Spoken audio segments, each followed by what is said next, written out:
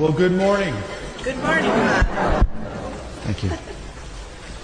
So there's a story about a couple from Minnesota, and they were experiencing a very cold and dreary winter, and so they decided, well, why don't we come down to Florida to experience some good weather?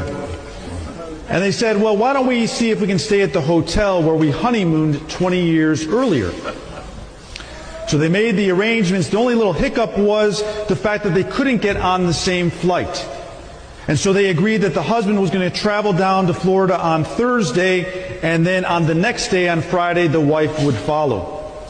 And so the husband arrives safely, he goes to the hotel, he checks in, and he decides to send his wife an email, letting her know that he arrived safely.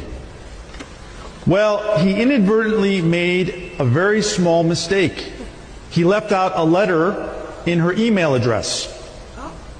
So this email went to somebody else.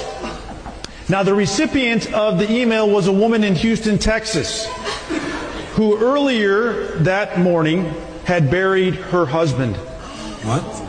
Her husband was a minister. And in the evening, she said, well, let me check my email because I'm expecting that some friends and family who were not able to attend the funeral might be sending me some words of condolence and encouragement.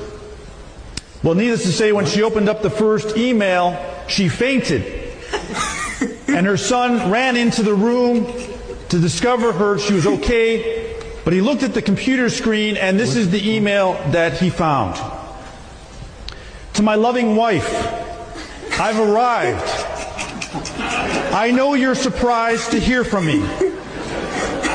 They have computers here now, and you are allowed to send emails to your loved ones.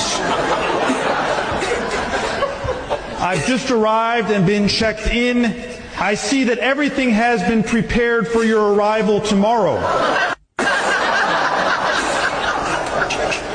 Looking forward to seeing you then.